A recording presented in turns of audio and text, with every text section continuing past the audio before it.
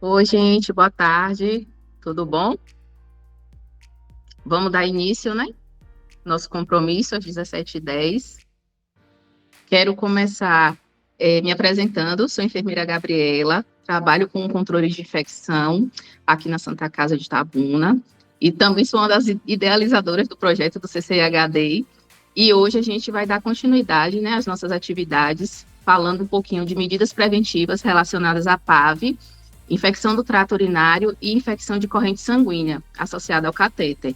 E de antemão já quero agradecer a Laís e a Natália, né, por terem aceitado o meu convite, né, se dispuseram a estar aqui conosco hoje. E vou apresentar as meninas, né? A apresentação vai ser dividida entre elas. Então, a gente vai estar hoje com a Natália Nardoni, enfermeira especialista em terapia intensiva, especialista em gerenciamento e liderança em enfermagem, e com a enfermeira Laís Silvestre, especialista em qualidade e segurança do paciente e especialista em Yellow Belt. Então, meninas, agradeço muito a presença de vocês, né? Estamos aqui agora para aprender um pouquinho mais, tá bom? Obrigada, Gabi. A gente que agradece o convite. É sempre bom, né, compartilhar com todo mundo conhecimento e, como a gente diz, todos ensinam e todos aprendem, né? Acho que é a nossa frase de carro-chefe aí, né? Eu vou compartilhar aqui a tela. Vocês me avisem se conseguem ver. Tá. Eu não vou Está conseguir sendo mais ver gravado, viu, vocês. gente? A transmissão está sendo gravada, né? E depois a gente vai estar disponibilizando no site da ABC, tá bom?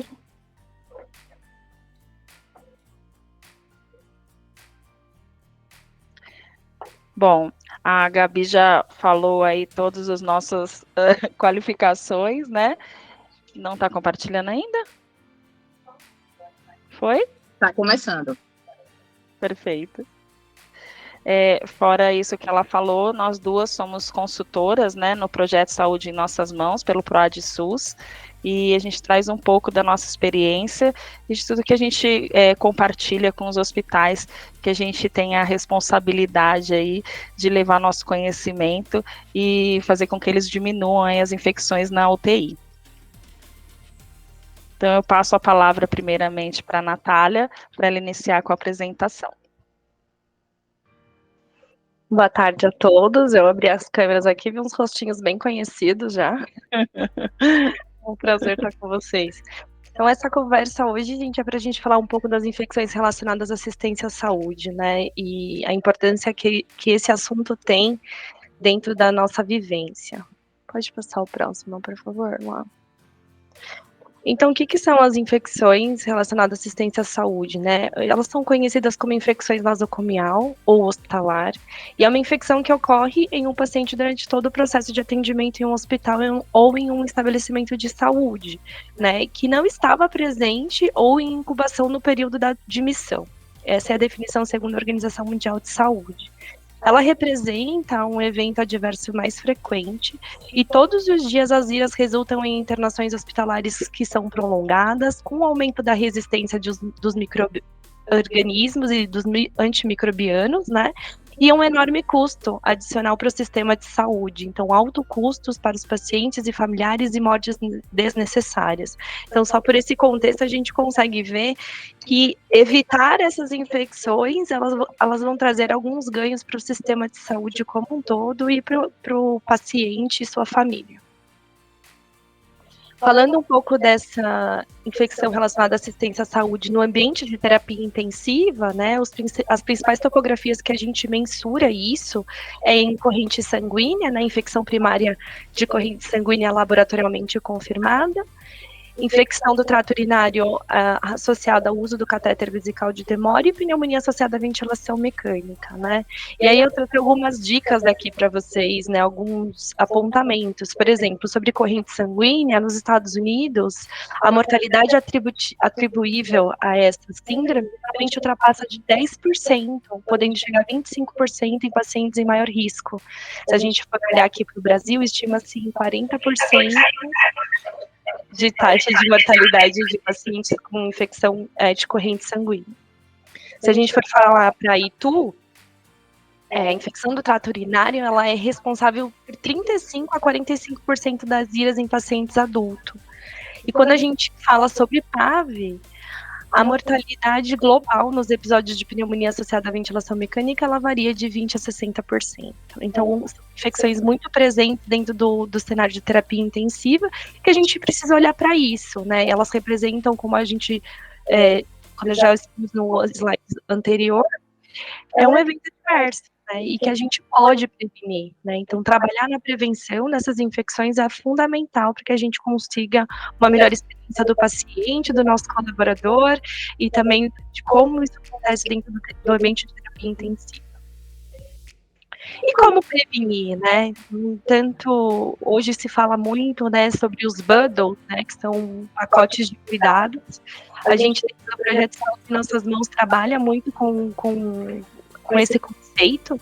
Então, o que são esses bundles? É um pacote, é uma forma estruturada de como melhorar os processos de atendimento ou os resultados do paciente, sendo um conjunto pequeno e direto de práticas baseadas em evidência, geralmente de 3 a 5 cuidados, e que estejam relacionados de uma forma coletiva, confiável, comprovadamente, e vão melhorar os resultados do paciente. Isso a gente traz muito dessa metodologia do IHI, né, do Instituto Healthcare Improvement, que a gente trabalhou também em parceria no projeto Saúde em Nossas Mãos. Então a gente vai falar sobre esses pacotes de cuidado das 3 topografias, e eu trago aqui um adendo sobre higiene de mãos, porque a gente fala que a higiene de mãos, ela conversa com todas as topografias, né, então o quanto é importante a gente ter um pacote estruturado de cuidado para a corrente sanguínea, para o trato urinário e para a ventilação mecânica. Então, aqui eu trouxe para vocês a estrutura do nosso diagrama direcionador dentro do nosso projeto Saúde nas Suas Mãos, que foi construído isso juntamente em parceria com o IHI. A gente visa, então, como um objetivo central reduzir essas infecções, e aí, a partir disso, a gente desdobra algumas ações, né, pensando em como a gente alcança esse objetivo. Então, a gente tem ali direcionadores primários e os pacotes especificamente. Então, eu vou dar um zoom agora para vocês nessa parte mais em verde, né, o que a gente faz na ponta para prevenir infecção. Então, começando, né, quando a gente fala de corrente sanguínea, a gente tem 2 principais momentos, né, o momento da indicação, da inserção desse catéter, e depois que eu decido passar esse catéter, como eu vou cuidar dele. Então, a manutenção também é importante. Então, a gente vai dividir o catéter venoso central em 2 momentos. Na passagem do catéter venoso central, eu preciso me preocupar com algumas coisas. Então, avaliar a indicação de inserção desse catéter é o primeiro item que eu preciso olhar com muito cuidado para indicar somente o catéter naquele paciente que realmente precisa. Então, avaliar a necessidade de inserção e antes de decidir instituir um catéter venoso central, eu preciso estudar outras alternativas ao catéter, né? Então, registrar a razão pela qual eu decidi, eu optei por esse catéter é importante, e principalmente utilizar um formulário estruturado, um checklist, que a gente fala muito que é a nossa barreira de segurança, é o nosso mapa de voo, né? E a gente costuma comparar muito isso dentro do nosso projeto. A gente só vai iniciar um procedimento, a gente só vai pegar o avião se o piloto fizer todos os itens do checklist e estiver seguro, e que se em algum momento a aeromoça quiser, a comissária quiser interromper, ela vai interromper, porque é um processo de segurança. Então, estabelecer esses critérios de segurança são fundamentais para que a gente garanta que não tem infecção. Utilizar a precaução de barreira máxima, né? Então, o que seria isso, né? O profissional totalmente paramentado que vai passar esse catéter, ele vai utilizar, então, máscara, gorro, avental de manga longa e estéreo, luva estéreo, e o paciente vai usar o campo estéreo cobrindo da cabeça aos pés, expondo somente o sítio de inserção. Né? Nessa parte de utilização da precaução de barreira máxima, é muito importante a gente tomar alguns cuidados, né? Por exemplo, eu não posso jogar o campo em cima do meu paciente e ficar mexendo no campo, né? Então, eu estudo bem a área onde eu vou passar o meu catéter e faça a limpeza, antisepsia da pele. Depois quando eu jogar meu campo, eu joguei lá, ele fica. Eu não posso ficar mexendo, porque eu tenho potenciais riscos de contaminação. E a paramentação, ela é também imprescindível aí para que a gente evite qualquer contaminação durante a passagem do procedimento. Realizar a antisepsia da pele com clorexidina, como eu já tinha comentado, né? Então, essa pele, ela precisa ser limpa, né? Então, pode ser feito antes, né, com degermante. E depois do germante, usar a clorexidina alcoólica pelo menos a 0,5%, ou PVPI alcoólico a 10%, só tomar cuidado com o PVPI aí, porque tem iodo, né? E a fricção de 30 segundos e deixar secar espontaneamente, né? Então, não dá para fazer assim, assoprar e tal, tem que esperar secar espontaneamente. Isso é muito importante. E quando a gente faz a antisepsia da pele, a gente faz num raio, né, de segurança ali, onde vai ser inserido o catéter, respeitando então o sítio de inserção. Selecionar o local mais adequadamente para essa inserção. Então, eu vou selecionar primeiro o tipo do catéter que eu vou passar, né? Qual o sítio de inserção que eu preciso passar. A gente sempre fala em priorizar as veias jugulares e subclávias, né? Porque são veias altas, né? Em caso de utilização da veia femoral, Natália, não pode? Pode, mas a gente sempre pede uma justificativa, né? O que a gente quer com isso é minimizar que a femoral seja a nossa primeira escolha. Não é contraindicado passar em femoral, mas a gente sabe que tem alguns problemas com a passagem do catéter na femoral, porque fica um lugar muito escondido, abafado, onde a fralda está em cima, onde o lençol está em cima, e a gente acaba não vendo muitas vezes, por exemplo, quando um paciente está evacuado. Então, como a gente vai manter esse catéter nessa região depois, acaba sendo um problema e pode ser um local de mais potencial chance de contaminação. E a gente fala para não utilizar o fio guia para as trocas e manipulações desse catéter, né? A gente sempre fala para se passar tudo do zero de novo, não aproveitar o mesmo local ou o fio guia para passar outro catéter. Mesmo em casos de obstrução, a gente sabe que quando a gente utiliza o fio guia nessa técnica, a chance de a gente contaminar é muito grande. Próximo. Realizar o curativo de forma adequada após a inserção, né? Então, primeiro, acho que definir internamente dentro das nossas instituições quais são os materiais apropriados que a gente tem disponível, né? E vai fazer uma técnica asséptica. Quando a gente fala do primeiro curativo, a gente fala que é uma boa prática que o profissional que passou o catéter, ele mesmo já realize o primeiro curativo. Por quê? Porque evita, né, da gente deixar as pessoas circulando naquele ambiente que está estéril, né, e a gente evita gastos também, porque se já tem um profissional que está paramentado, pronto para fazer esse curativo, por que eu vou tirar outro profissional para se paramentar, né, e ter um gasto a mais se esse médico, normalmente que é o médico que faça, poderia já realizar esse curativo, tá bom? E aí, falando, uma vez que a gente passou esse catéter, utilizando todas essas barreiras, a gente precisa cuidar dele. E é aqui eu acho que entra um grande desafio de como a gente mantém, né, os dispositivos de uma maneira geral, porque eles ficam 24 horas no nosso paciente. E a gente precisa cuidar dele com muito primor ali, né, em 24 horas. Então a gente sabe que tem algumas dificuldades de passagem de plantão e isso acaba sendo um desafio. Então, quais são os itens, né, os elementos que a gente fala de conceito de mudança que fazem a gente cuidar bem desse catéter e que se a gente fala muito que se cumprir todos esses itens, eu garanto para vocês que a gente não vai ter infecção. Então, uma vez instituído esse catéter, eu preciso todos os dias avaliar a indicação de permanência. Todos os dias eu preciso me questionar junto com a minha equipe lá na ponta, será que ainda eu preciso manter esse catéter nesse paciente? Esse paciente está precisando de um catéter central? Será que hoje ele já não teve uma melhora, né? Então, quais os critérios elencados que eu preciso acompanhar para saber se o meu paciente ainda tem indicação de ficar nesse catéter? E aí a gente entra numa briga, porque às vezes a gente sabe que manter dispositivo é um pouco confortável para a equipe, né? Por exemplo, se a gente colocar um catéter periférico, ele tem um tempo de troca, né? E isso vai demandar hora homem lá na ponta, né? Então a gente precisa pensar naquilo que a gente coloca muito para dentro dos nossos cuidados, que é o paciente no centro de tudo, né? Então todas as decisões que a gente tomar a partir de agora, que elas sejam todas sempre pautadas no paciente. Então, registrar a indicação de permanência desse catéter, normalmente a gente faz essas discussões em visita multidisciplinar diária, né, onde todos os profissionais trazem a sua visão sobre o paciente de uma maneira individualizada e a gente consegue discutir se esse paciente já está apto ou não a manter esse catéter. Próximo.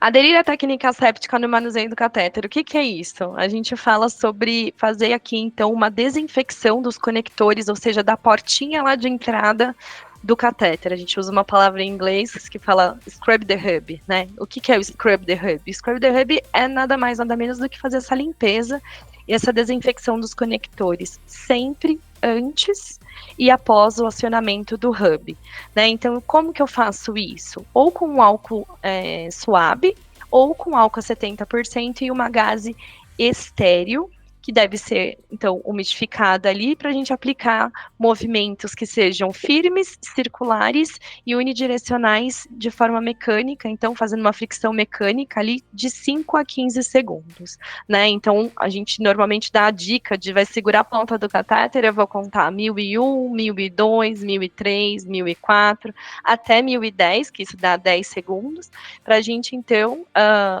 ter a segurança para poder manipular esse hub, né, esse acionamento desse hub e poder, então, ou coletar sangue ou fazer alguma medicação. Realizar a manutenção do sistema de infusão de acordo com as recomendações vigentes do país. O que significa isso? Basicamente, por data em tudo. Tudo eu identificar e saber os prazos de troca, né? Respeitar a validade das coisas, né? Então, vou usar lá um equipo, eu tenho que pôr data nesse equipo. Vou usar a torneirinha, a dânula, tem que pôr data. Vou usar uma conexão em Y, eu preciso pôr data. Um extensor, não, mas só foi no centro cirúrgico e voltou, tem que pôr data, né? Então, vai medicação, mas é só um antibiótico, vai entrar rapidinho, o antibiótico vai ficar nem menos de uma hora aqui correndo. Tem que pôr rótulo, né? Tem que identificar essa medicação. Então, pôr data em tudo e trocar isso num prazo de estipulado, né? Então, a gente tem alguns conectores e equipos que a gente fala que quando de forma contínua, né? Então, aquela medicação que entra e fica no paciente, por exemplo, as drogas vasoativas, sedação, vai durar 96 horas, né? Se for uma medicação intermitente, a cada 24 horas. Se for uma NPT, a cada bolsa.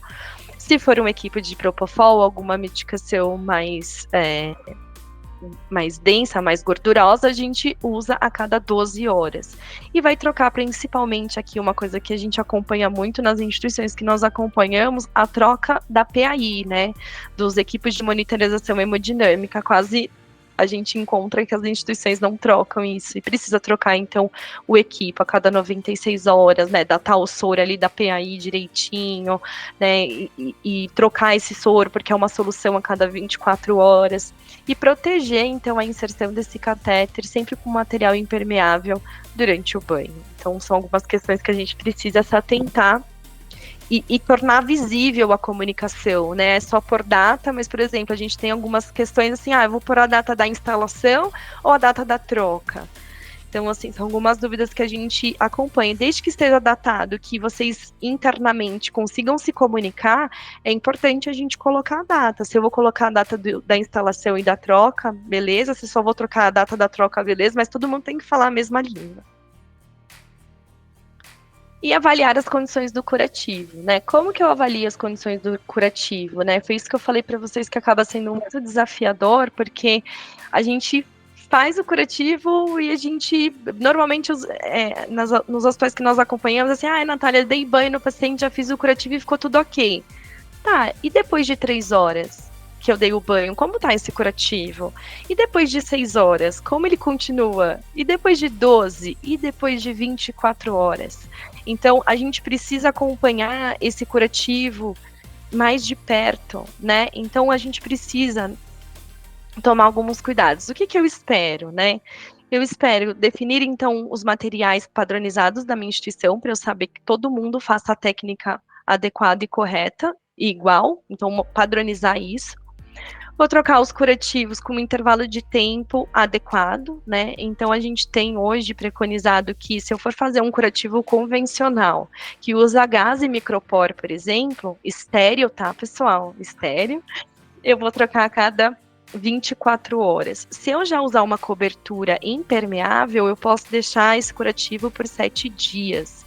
Aí a gente fala muito sobre investir em prevenção e talvez que isso seja melhor se eu tiver, por exemplo, uma película que eu vou diminuir a manipulação ali do meu sítio de inserção, diminuo hora a homem, então a gente tem alguns ganhos ali. Quando a gente compara preço final apenas, você vai falar para mim, ai, Natália, essa película só tem na Beneficência Portuguesa, né? Mas a gente traz muito para dentro do projeto e nos hospitais que nós acompanhamos esse olhar do como a gente pode deixar de olhar só o preço final e entender o preço do processo como um todo, né? Quando eu faço um curativo convencional, eu vou trocar ele todos os dias. Mas se eu opto por ter uma película impermeável, eu vou trocar ela a cada 7 dias. Né? Então eu consigo manter mais, eu diminuo a manipulação ali no meu sítio de inserção e isso pode me ajudar para que eu não exponha tanto o sítio de inserção a uma contaminação. Mas eu preciso olhar para esse curativo, que eu espero que aconteça. Eu não quero ver esse curativo descolando. Né, se descolar uma abinha, já tenho que trocar. Eu não quero ver ele com sangramento, eu não quero ver ele com sujidade e nem umidade. Então eu preciso manter esse curativo íntegro. E caso eu tenha sinais de exteriorização, eu preciso acionar o meu médico, né? Eu preciso alertar, ó, exteriorizou, porque o fato de entrar e ficar saindo na pele, isso pode ser um potencial contaminante, né? Então a gente precisa tratar isso, entender. Além disso, eu preciso olhar para o meu sítio de inserção. Quando eu tenho um curativo convencional, isso fica um pouco difícil. Aí eu só vou olhar para a inserção do meu catéter quando eu for trocar o curativo. Quando eu tenho uma película, eu consigo inspecionar ela mais vezes. Eu procuro, então, não ter sinais logísticos, né? Então, se eu tenho sinais logísticos, eu preciso também tomar alguma ação, discutir internamente, da onde pode estar vendo isso, se a gente, então, vai trocar, vai retirar esse catéter, vai desinvadir o paciente. Então, são coisas que a gente precisa prestar atenção. Essa é a parte do catéter venoso central. Eu não sei se o pessoal tem alguma dúvida, se a gente vai abrir para dúvidas agora, ou se eu falo tudo e depois as pessoas me interrompam aí caso queiram contribuir, se eu posso seguir. Gabi, tudo bem? Tudo. Tá, ok. Então, eu vou seguindo. Qualquer coisa, vocês podem me interromper. Quando a gente fala sobre o cuidado do trato urinário, né, associado ao uso do dispositivo, então a gente também traz um diagrama direcionador aí e tem esse pacote desse cuidado. Esse pacote de cuidado eu também falo que se eu fizer todas essas ações, eu garanto para vocês que a gente zera infecção. Né? E aí a gente trabalha dentro do projeto Saúde em Nossas Mãos, comprovando isso, que isso é totalmente possível. Né? Então, dentro do pacote de cuidados do trato urinário, eu também tenho 2 principais momentos, né? O momento da inserção desse catéter e o momento da manutenção dele. Então, eu também preciso olhar para esses 2 momentos. Então, vou começar a falar deles especificamente. Próximo, por favor. Então, tô lá com o meu paciente na UTI ou na unidade de internação e eu preciso passar uma sonda.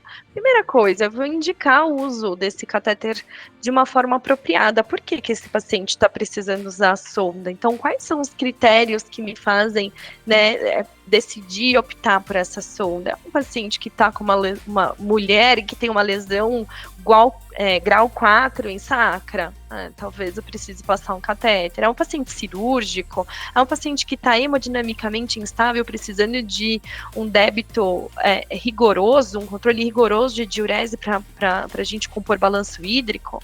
Né? Então, essas são algumas das indicações pela qual eu vou manter, né, o catéter e que eu preciso do catéter. Então, eu tenho que utilizar, então, esses critérios para inserção. Eu vou considerar, antes disso, obviamente, outras alternativas do catéter para não instituir o catéter em pacientes que não têm essa necessidade. Eu vou documentar isso, né? E aí eu vou selecionar também o tipo de sonda que eu vou usar, se é de silicone, se é de látex, e qual o calibre dessa sonda. E aí eu vou inserir esse catéter com técnica séptica, né? Então, preciso, que a gente sempre fala que é o pulo do gato aqui, é realizar uma higiene íntima prévia. Preciso cuidar, mas não posso só passar Clorex direto. A gente fala que é uma boa prática fazer uma higiene íntima prévia desse local, né? Da região íntima do paciente. Com água e sabão mesmo. Depois eu vou utilizar uma técnica séptica de inserção nesse catéter, né? Vou utilizar lubrificantes, né? Normalmente as pomadas de lidocaína, xilocaína, elas têm que ser estéreis e de uso único. Ah, mas o tubo é muito grande, eu posso reaproveitar? Não. É um procedimento estéril e a gente não pode reaproveitar. Ah, Natália, mas é um desperdício. Vamos usar então essa sobrinha para passar sonda nasoenteral e sonda nasogástrica, mas não outra sonda vesical de demora, né? Não pode, é um procedimento estéril, tá? Definir técnica adequada para prevenção de traumas, né? Então, tomar todos os cuidados com a técnica ali, olhar o balonete, enfim, todas essas questões. E a fixação adequada da sonda, né, após a inserção. Muito importante lembrar aqui que também tem que ter um checklist, a gente usa hoje um checklist associado a essa passagem como um método de segurança, como no catéter venoso central.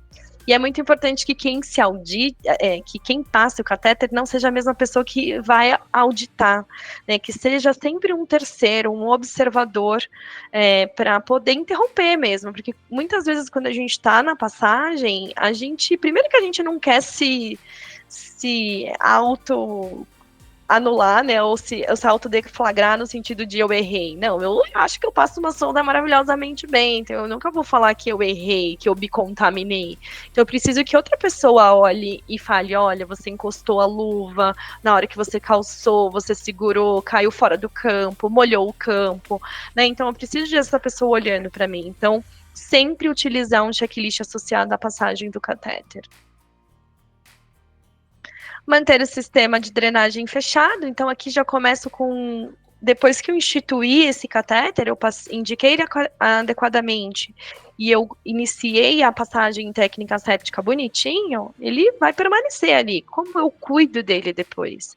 Importante sempre manter o sistema de drenagem fechado, nunca pode abrir esse sistema. Ah, mas eu preciso coletar urina. Nunca posso abrir esse sistema. Eu nunca mais, depois, só no momento da passagem, a partir do momento que eu conectei a sonda ao coletor, eu não posso mais tirar, né? Eu não posso mais abrir. Salvo os casos que algumas vezes a gente faz irrigação, mas são casos específicos, e mesmo assim a gente precisa de técnica para isso. Mas para coletar a urina, eu nunca abro o sistema. E aí a gente tem, por exemplo, na imagem, algumas sondas que tem esse injetor lateral que é o indicado. E aí a gente vai utilizar a técnica para essa coleta, né? Então, técnica séptica, eu vou me preocupar em limpar essa porta lateral, né? Assim como a gente faz o scrub the hub no catéter venoso central, a gente vai fazer, então, o cuidado nessa técnica para a coleta de som da urina, né? E aí algumas pessoas podem me perguntar para mim, e nas sondas que não tem esse conector lateral, esse injetor lateral, como fazer? Né? Primeiro eu preciso realmente avaliar o que eu quero, uma urina, né? Um exame de urina. Não tem jeito, vai precisar do exame de urina, eu vou passar nova sonda. Passar novo sistema inteiro, sonda e coletor. Então repito todo o processo, passo uma nova sonda e aí com o meu coletor estéreo eu posso então coletar a urina, tá bom? Então nunca abrir o sistema. Próximo. Executar a técnica correta durante a manipulação do sistema de drenagem. Aqui a gente fala muito sobre posicionamento da sonda, né? O como a gente precisa deixar essa sonda, ela sempre precisa ficar, então, abaixo do nível da bexiga e pelo menos a 10 centímetros do chão para não ficar encostando no chão. Manter um fluxo dessa urina, então, sempre livre, evitando acotovelamentos para o sistema. E eu tenho que esvaziar essa bolsa quando ela estiver até no máximo a 2/3 da sua capacidade da sonda. E aí o que a gente sempre fala é o que é 2/3 da capacidade da sonda, né? Se vocês aqui sabem quantos ml cabem na sonda vesical de demora que vocês usam na instituição de vocês, o quanto é 2/3? E será que meu técnico de enfermagem que todos os dias manipula essa sonda, será que ele tem um conhecimento disso, do que é 2/3 da bolsa?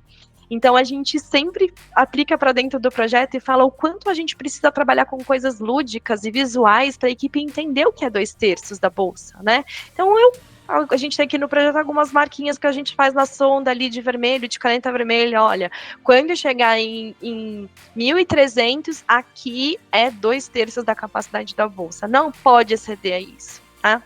Utilizar sempre na hora de desprezar essa urina um receptor, um coletor individual, né? Sempre individual. E eu tenho que tomar cuidado na hora de esvaziar a bolsa para eu não deixar a ponta encostar em nada, né? Ali nem no recipiente que é individual. E aí eu vou também definir cuidados de transporte e transferência do leito desse paciente, clampear a sonda para evitar o refluxo. Então, sempre deixar essa sonda também fixada, né? Homens em região suprapúbica, mulheres na face interna da coxa, para evitar o tracionamento e possíveis lesões, né? E também deixar esse fluxo de urina sempre livre, então ela bem posicionada, abaixo do nível da bexiga, 10 centímetros do chão. Próximo. Realizar higiene diária do meato uretral, isso aqui é desafiador demais. A gente fala que minimamente 3 vezes ao dia é o ideal para a gente manter, diminuir os riscos de infecção associada ao uso da sonda, né? Então, manter livre de sujidade. Ah, Natália, mas eu olhei e não tá sujo. Preciso limpar? Preciso fazer higiene pelo menos 3 vezes ao dia e fixar esse catéter, como eu já falei previamente. Lembrando que tem técnica científica para a gente fazer essa higiene, né, do meato uretral, respeitando, então, o sentido antero-posterior, né? A gente fala, principalmente, um dos cuidados que a gente normalmente fala aqui é para não deixar jogar água no paciente, deixar aquela pocinha que é junta no bumbum do paciente, né? Que aquela pocinha vai e volta quando a gente dá um banho muito molhado no leito. Então, são cuidados que a gente precisa tomar e adotar. Então, normalmente a gente pode utilizar de colocar uma comadre debaixo do bumbum do paciente, joga água, a água faz já esse sentido antero-posterior, lavando, né, o paciente. Então, tomar cuidado com todas essas etapas, né, do processo. E também, se a gente decidir fazer com os paninhos, né, também trocando as faces do paninho, não é o vai e vem, né, então também prestar muita atenção na técnica de execução dessa higiene. E também verificar todos os dias a necessidade de eu manter esse catéter. Todos os dias eu preciso pensar, esse paciente ainda tem necessidade de manter a sonda? E aí todos os dias a gente tem que discutir isso em visita multidisciplinar, que é onde todos os profissionais que estão associados ao cuidado desse paciente se reúnem e podem discutir o que seria melhor para esse paciente. Nesse momento, eu costumo muito puxar a sardinha para o lado da enfermagem, para ela lembrar o médico de quais os dispositivos que o paciente está usando e falar, doutor, mas precisa mesmo manter a sonda? Não dá para a gente tirar? Né? E aí é também uma briga que normalmente eu fico estimulando as instituições que eu acompanho e para onde a gente visita. Será que a gente não tem alternativas para mensuração do balanço hídrico? Porque muitas vezes a gente fala assim, não, esse paciente precisa de um balanço hídrico rigoroso. E a gente se esquece que tem outras formas de mensurar. Às vezes eu tenho um paciente na UTI que não está entubado e está com a sonda lá. Sabe, eu não posso oferecer um papagaio, eu não posso oferecer uma comadre, eu não posso colocar um Uripen, eu não posso pesar a fralda, por que não pesar fralda, né? Então, algumas discussões dessa a gente faz. Óbvio, respeitando aquele paciente que está hemodinamicamente instável, grave, esse paciente eu vou optar por deixar sonda, mas aquele paciente que eu vejo potencial melhora, por que não desinvadir? Né? Então, toda vez que a gente assume o risco de deixar esse paciente com sonda, a gente assume o risco de que ele pode ter uma infecção também. Então, trabalhar muito sobre isso. E aqui eu gosto de fazer sempre um comentário que, às vezes, assim, quem nunca, né, esteve num plantão, o médico prescreve para retirada da sonda às 8 da manhã, mas meu plantão acaba meio-dia, então o que eu faço? Espero dar meio-dia, porque é mais confortável para mim que meu paciente fique de sonda. Porque se ele ficar de sonda, ele não vai sujar o meu lençol. E aí, mais uma vez, eu trago essa reflexão da gente tomar as decisões baseadas naquilo que é bom para o paciente, né? Não aquilo que é confortável só para nós profissionais de saúde. E aí eu sei, né, que isso também reflete no dimensionamento que a gente tem, às vezes, dentro das nossas instituições, o quanto que a gente precisa manejar isso, mas trazer muito para a consciência dos colaboradores do nosso ambiente terapêutico, que é importante isso, né? Talvez por porque eu decido atrasar a retirada da sonda, eu faço meu paciente ficar mais 7 dias na UTI, internado com antibiótico, né, fazendo uso de um antibiótico. Então, sempre ter essa reflexão e a gente advogar pelo paciente, se a gente pode ou não retirar a sonda. Eu já tive alguns hospitais, Natália, tá com retenção urinária esse paciente, né? Vamos então indicar se a gente pode fazer uma sondagem intermitente de alívio para esse paciente. Hoje a gente já tem padrão ouro para a utilização do ultrassom para ver resíduo vesical, então tem algumas outras alternativas que a gente pode lançar mão para tentar diminuir o uso dessa sonda de um modo consciente. Bom, seguindo PAV agora, né, então também trago aqui o bundle de PAV, né, então os cuidados que a gente tem relacionado à ventilação mecânica, também vou trazer um zoom aí para todos os cuidados que estão em azul, e eu garanto para vocês que se a gente fizer todos esses cuidados juntos, nós reduziremos a infecção também relacionada à ventilação mecânica. Então o primeiro deles é a higiene oral. Né? Então, como eu vou fazer essa higiene oral? Primeiro, eu preciso preparar o meu paciente para essa higiene, né? Não dá para eu fazer higiene oral no banho com o meu paciente com a cabeceira 0 grau. Não tem condição, né? Eu vou estar correndo o risco do meu paciente fazer uma broncoaspiração. Então, preciso manter a cabeceira elevada dele a 30 a 45 graus minimamente. E antes da higiene oral, a gente sempre pede para verificar o cuff da cânula orotraqueal, né? Checar se está dentro do limite padronizado. Por quê? Porque a gente sabe que isso é uma segurança para que evite broncoaspiração também. E aí eu vou começar o processo de higienização. Eu vi que meu paciente já está lá deitadinho no leito, cabeceira 30 graus, eu verifiquei o cuff e vou começar a higienizar. Então eu tenho que higienizar os dentes, partes moles, que envolve palato, bochecha e língua, e principalmente tubo e sonda, tanto por dentro da boca como por fora. E realizar a aspiração da cavidade oral antes, durante e após o procedimento. Ou seja, eu não molho lá minha gaze, não faço minha espátula e umedeço ela com Clorex a 0,12%. Então, eu coloco o líquido para dentro da boca do paciente, eu posso causar uma broncoaspiração, por isso a gente fala para aspirar durante todo o processo. Próximo.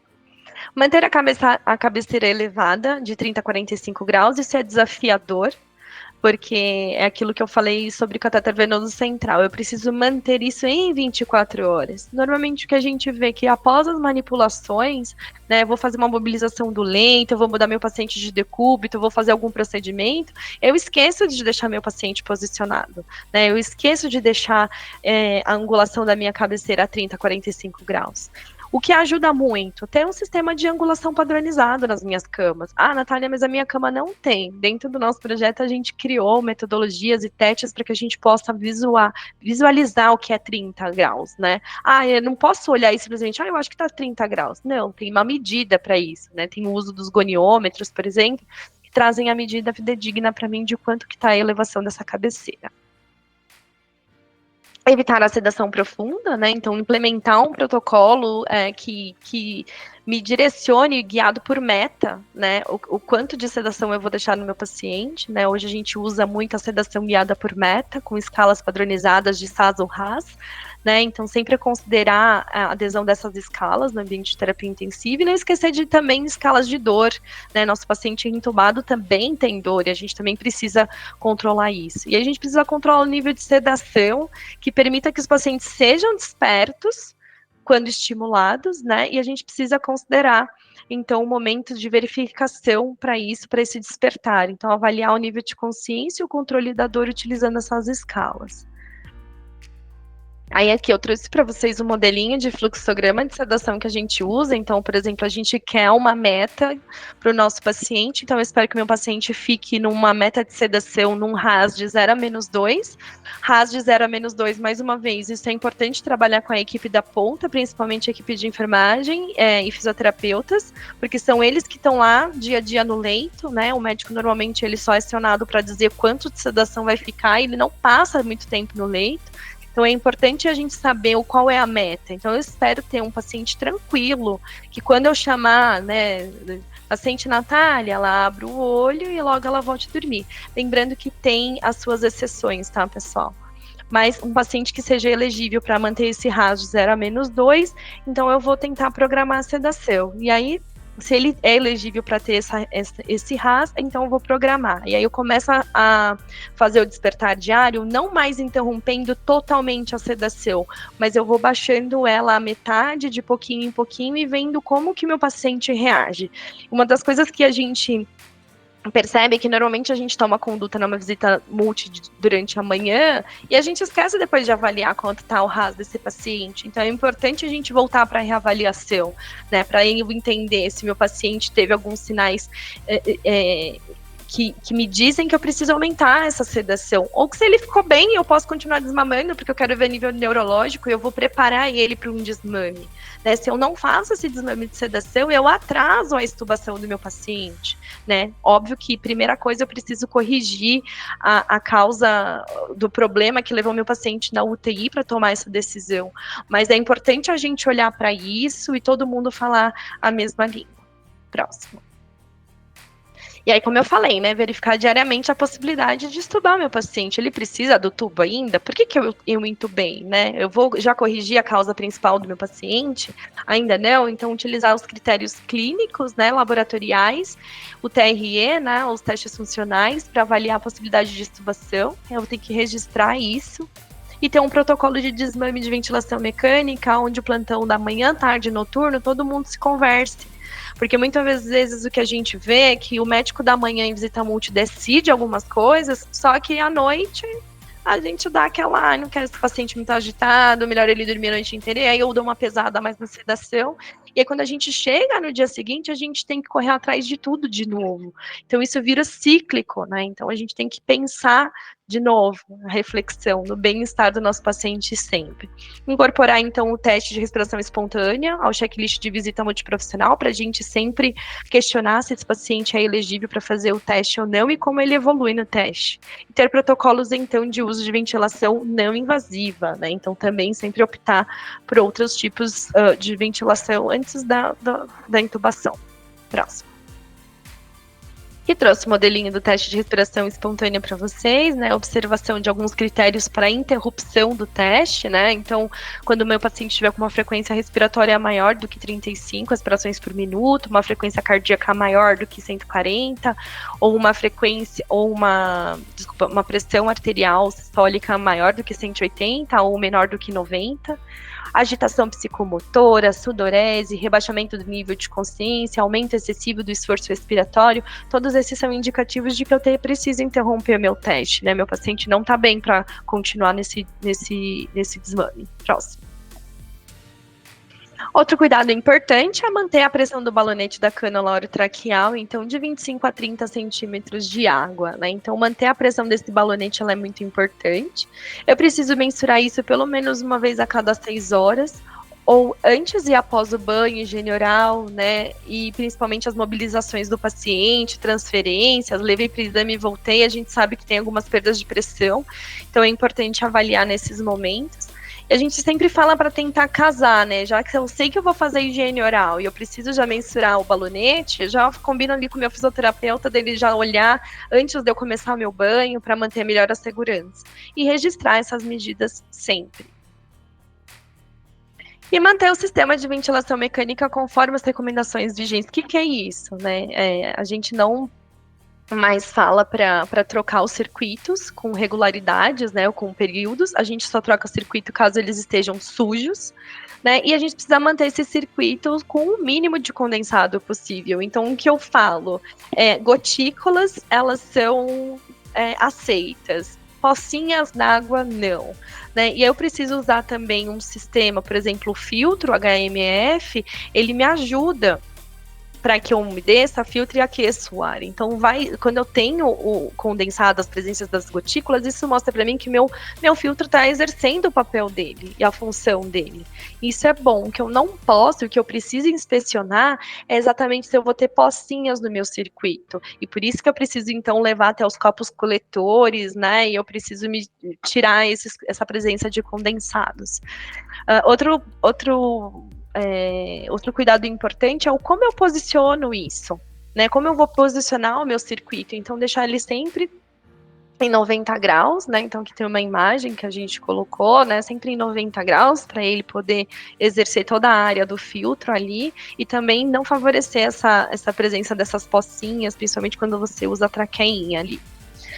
Conservar, então, os filtros dentro dos prazos de validade, então preciso instituir até quanto tempo eu posso colocar esse filtro, né? Então, pela Anvisa, eles falam até 7 dias. Aí isso também é uma briga, porque alguns fabricantes falam 24 horas, 48 horas e tal. Então a gente sempre fala isso, né? Que não deixar passar mais do que a Anvisa deixa, mas principalmente a gente olhar para esse filtro. Como ele tá saturado, né? Eu não posso ter um filtro saturado. Então, a gente precisa olhar para isso de uma forma frequente, né? Se eu for usar a ventilação mecânica com base aquecida, eu preciso olhar sempre o nível da água e eu preciso trocar essa água a cada 24 horas, datando essa água, datando o equipo que alimenta o sistema e ter sempre uma documentação periódica dessas trocas, né? E aí eu tenho que posicionar meus circuitos em que ele tenha acotovelamento, rupturas e vazamentos, né, nas conexões e posicionamentos adequados do sistema. Próximo. Bom, gente, das 3 topografias, se alguém tiver uma dúvida, estou à disposição. Eu passo para a Laís agora para falar sobre higiene de mãos. Obrigada. Alguém tem alguma dúvida? Quer fazer alguma pergunta para a Nath antes da gente continuar? Podemos A seguir? gente pode deixar para o final, Laís, as perguntas. Tá bom, perfeito. Bom, como a Nath disse, a gente tem um diagrama direcionador para cada topografia. Então, higiene de mãos a gente não ia ser diferente, tá? E a gente construiu esse diagrama direcionador baseado na estratégia multimodal. E essa estratégia multimodal, eu não sei se vocês já conhecem, né? A menina dos olhos agora é a melhor maneira para a gente poder coletar essa adesão à higiene de mãos. Por quê? Porque a gente não vai só olhar aquela parte, ele higienizou a mão da maneira correta. Não, a gente tem que ver um conjunto, tá? A estratégia multimodal, ela traz para a gente 5 direcionadores, né? 5 diretrizes que a gente chama, que é a mudança de sistema, né? A formação, educação de todos os colaboradores, a avaliação e a retroalimentação do que a gente está colhendo, os lembretes nos locais de trabalho e o clima de segurança institucional. Resumindo, é construir um processo seguro, construir a cultura de segurança dentro da unidade e envolver todos no cuidado. E é isso que o diagrama traz para a gente. Então, não adianta a gente olhar só o todo, né? A gente tem que olhar item por item e entender o que a gente vai fazer para que a nossa equipe tenha mais adesão à higiene de mãos. Não adianta a gente colocar o cartaz lá visível, a gente tem que fazer isso? Tem. Mas o colaborador, ele está familiarizado com aqueles 5 momentos? Ele entende o que ele tem que fazer? A gente proporciona uma estrutura adequada dentro da nossa instituição para que ele possa fazer a higiene de mãos nos momentos em que ele deve realizar isso? A gente tem um material adequado, porque também não adianta a gente colocar um álcool em gel e que o colaborador de má qualidade, que o colaborador vai lá utilizar, a primeira vez que ele passar na mão, que a mão dele grudar, ele nunca mais vai usar aquele álcool em gel. Então, às vezes a gente acha que, não, vamos pegar esse material porque ele é mais barato, ou porque tem ali uma maior quantidade que a gente pode distribuir, e a qualidade não vai fazer o efeito. E lá no final, a gente vai entender que se a gente tivesse pego um material de um valor maior, ou nem o valor eu digo, mas de uma qualidade melhor, a gente ia ter muito mais adesão e evitar muito mais infecções por falta de higiene de mãos, e a gente já está economizando e não gastando. Então eu vou passar aqui para a gente entender um pouquinho sobre essa estratégia multimodal. Hoje em dia eles utilizam esse formulário de observações, né, onde a gente olha não só os momentos, mas qual o profissional. Então a gente divide aí, estratifica equipe de enfermagem, médico, fisioterapeutas, equipes externas também que visitam a nossa unidade, seja a unidade de UTI, seja uma unidade de internação. Então, a gente tem como estratificar e realizar a observação de uma maneira mais ampla e mais completa, tá? E a gente bate muito nos 5 momentos, né? Porque às vezes o colaborador ele entende que ele tem que entrar no leito, higienizar as mãos ou colocar uma luva e ele não presta atenção que a gente tem mais 3 momentos aí no meio de todo o processo antes de sair do leito, que são extremamente importantes. E aí eu vou parar de falar um pouco de higiene de mãos. Eu acho que é um assunto muito importante, mas que a gente teria que ter mais 1 hora aí só para falar, né, desdobrar aí sobre higiene de mãos. A gente pode deixar isso para um outro momento. E eu vou trazer para vocês um pouco sobre a metodologia, que não adianta a gente ter todos esses processos e a gente não entender que a gente precisa entrar num modelo de melhoria, né? A gente precisa instituir dentro da nossa instituição um processo confiável, um processo onde a gente vai enxergar a melhoria, tá? Então, a gente trabalha com essa metodologia do IHI, que ele trouxe para a gente aí, o PDSA, que a gente vai entender o que a gente está tentando realizar, como a gente sabe que a mudança que a gente vai realizar é uma melhoria, e que mudanças que a gente faz que resultam em melhoria. Então, a gente precisa implementar, a gente precisa ter uma ideia, a gente precisa testar. O PDSA, a gente costuma dizer que a gente tem que começar pequeno, né? Então, não adianta a gente ter uma ideia e já colocar na nossa unidade inteira, não. A gente tem que testar, começar pequeno, testa no leito ali, aquela mudança. Deu certo? Aumenta a escala, passa para 2 leitos. Deu certo, vamos tentar com outro leito? E aí a gente vai subindo gradativamente, vai aumentando o escopo desse teste, e aí sim, quando a gente vê que deu certo, aí a gente implementa, aí a gente faz investimentos. Então, tudo isso está ligado a tudo isso que a Nath falou antes, né? Então, o que a gente está tentando realizar? A gente quer reduzir as taxas de infecções, né, dentro da nossa unidade. Então, todos os pacientes ali da UTI, eles são os pilotos para que a gente consiga chegar de X a Y. Como que a gente sabe que uma mudança que a gente vai realizar é uma melhoria? A partir do momento que a gente entende que nossas taxas, as nossas adesões, elas estão tendo redução. E quando a gente entende que a mudança que a gente está fazendo, elas vão resultar em melhoria. A partir do momento que a gente implementa e a gente coloca um diagrama direcionador, um pacote de mudança, os bundles, para que toda a equipe siga e padronize ali o nosso processo. E daí a gente traz, dentro do projeto que a gente trabalha, né, que a gente faz todas essas mudanças, a gente usa 2 metodologias, né, que é a do Lean, que é um sistema de produção da Toyota, o TPS, e o programa TWI e o Kamishibai. A gente linkou isso ao modelo de melhoria, que a gente usa o PDSA e os diagramas direcionadores, né? E aí eu vou explicar para vocês um pouquinho. Aqui eu trouxe algumas frases, né, do José Roberto Ferro, que a gestão ela é vista como um dos processos mais poderosos, né, para a gente garantir que os problemas sejam corrigidos rapidamente, quando ainda são pequenos e de baixo impacto, antes que eles se tornem grandes demais e a gente não consegue mais resolvê-los, né, eles ficam muito prejudiciais. E aí a evidência de uma forma visual e transparente a todos os que diretamente envolvidos nos resultados diários e uma determinada área ou processo na empresa, frente às metas compromissadas, cria as condições para que o próprio grupo de trabalho, em rápidas reuniões diárias, discuta e enfrente os desvios tomados, as decisões adequadas no menor tempo possível. Então, a gente entende que uma gestão à vista, ela traz para a gente um momento ali diário para que a gente acompanhe os nossos problemas, tá? Melhor do que a gente ver esse resultado no retrovisor. Então, a gente espera passar um mês para ver, não, a gente teve infecção. Não, vamos tentar ver isso dia a dia. E aí a gente traz um modelo para vocês entenderem. A gente tem vários, tá?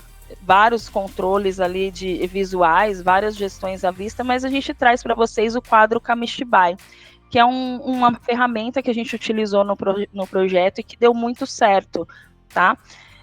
Da onde surgiu esse Kamishibai? Ele surgiu lá no Japão, tá? Kami significa papel, Shibai, teatro, então é um teatro de papel.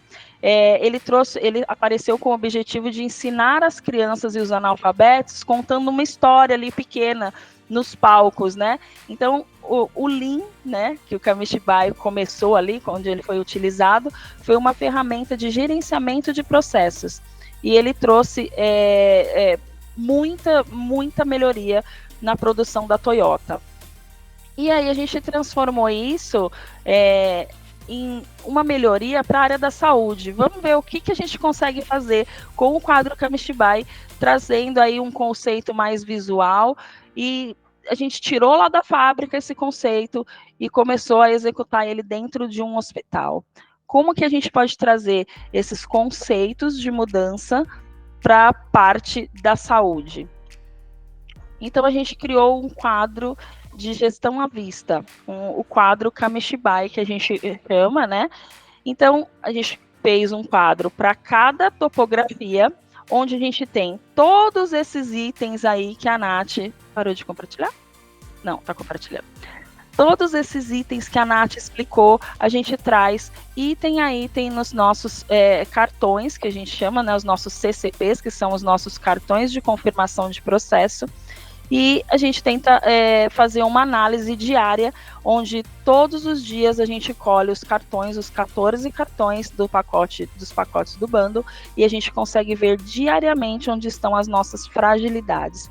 Com isso, a gente consegue reduzir rapidamente todos os problemas e fragilidades que a gente tem de uma forma visual diária, e a gente não precisa esperar um mês para entender por que a gente teve infecção dentro da nossa UTI. E aí eu trouxe um aqui de exemplo para a gente, tá? Então é um cartãozinho que a gente tem um lado verde e um lado vermelho, e a gente começa a fazer a nossa avaliação. A gente pega um paciente dentro da UTI, leva o nosso cartãozinho e a gente vai olhar passo a passo. Então aqui a gente trouxe um exemplo de aderir à técnica séptica no manuseio do catéter, e a gente vai registrando se o colaborador, um realiza e o outro anota. Se o colaborador higienizou as mãos antes de trocar no catéter, se ele utilizou técnica estéreo para abrir os materiais. E aí quando chega lá na limpeza dos conectores, o tal do Scrub the Hub que a Nath falou, esse colaborador não fez ali adequadamente, ou sei lá, não esperou os 10 segundos, ou ele esqueceu. Então aí a gente vira esse cartão e começa a marcar ele como vermelho, e esse cartão vai para o nosso quadro como não conforme, tá? E aí quando chega lá no final da semana, a gente tem esse diagnóstico aqui, e aí a gente entende que a gente precisa atacar onde a gente encontra as nossas fragilidades, onde está vermelho, tá bom? Então a gente não vai gastar as nossas energias naquele processo que já está adequado, que a equipe já está rodando bem. A gente vai gastar as energias onde tem as fragilidades. E aí, semanalmente a gente compila esses dados, né? E a gente consegue fazer uma análise do que está acontecendo ali com os nossos processos. Aqui a gente trouxe o passo a passo, então a gente vai até o quadro, segue a escala, a gente tem uma escala de coletores desses indicadores, tá? Então a gente escolhe o cartão, não precisa ser, a gente pede que não seja no mesmo paciente, todos os cartões do bundle, a gente pede para escolher alguns pacientes aleatórios, para que a gente tenha uma avaliação do todo dentro da nossa unidade, tá? E a gente usa instruções de processos, que são IPs. São colas, vamos dizer assim. Ninguém é obrigado a saber todos os itens ali de cor, mas precisa saber, né? Então, o que a gente faz? A gente usa a IP, que é uma instrução de processo, onde a gente tem passo a passo o que tem que ser feito, a gente tem foto do que tem que ser feito, e a gente segue ali item a item, para que não haja erros, tá? E aí a gente passa beiro a leito, coleta ali o cartão, volta o nosso cartão pro quadro, e aí computa esses dados para a gente poder analisar e fazer a nossa ação diariamente, semanalmente, para não precisar esperar aí o mês todo. A gente trouxe aqui algumas fotos, né, do projeto, onde o pessoal aderiu mesmo a todas as ações, né, Nath? Aqui tá misturado os hospitais que a gente cuida, então tem ações aí de higiene de mãos, ações de infectômetro, tem eles ali no quadro, então é algo que dá certo e a gente entende que se a gente seguir, como a Nath disse, passo a passo do bundle, utilizando essa ferramenta, a gente consegue diariamente minimizar todos os nossos problemas e nossas fragilidades dentro de cada topografia. E aí, complementando, só, pessoal, dizer que isso é possível. Então, acho que esses slides mostram como a gente conseguiu engajar equipes utilizando a metodologia e principalmente a aplicabilidade dos bundles. E aí, se ela passar os próximos slides, aí vocês vão ver que isso é possível, né? Então, quando a gente analisa as linhas de base, aí, esse é um exemplo, tá, de um hospital, a gente estava mencionando nesse indicador ventilação mecânica, um hospital começou com uma linha de base perto de 10, e com as ações que a gente fez, zerou a infecção, né, então, assim, isso foi totalmente possível. Outro exemplo, né, também, então a gente vê que foi um impacto positivo e duradouro, né, e de uma forma intencional no projeto, isso significa melhoria, né, então a gente percebe uma redução expressiva. Esse é um exemplo de corrente sanguínea, né, de uma instituição também que começou ali o projeto com também uma linha perto de 10, 15, né, ali com alguns pontos astronômicos, né, foi reduzindo isso ao longo do projeto até que agora praticamente zerou também a infecção. E outro exemplo agora de Itu, né, também começou com uma linha de base um pouquinho menor, ali perto de 4, e aí também conseguiu zerar, né, teve aqui no final um ponto astronômico, né, uma causa especial que precisa ser estudada, que a gente sempre fala para olhar para as infecções e entender o que aconteceu, mas que isso é possível reduzir fazendo esses pacotes de cuidado, implementando uma metodologia, né, envolvendo a ponta, então isso é muito importante.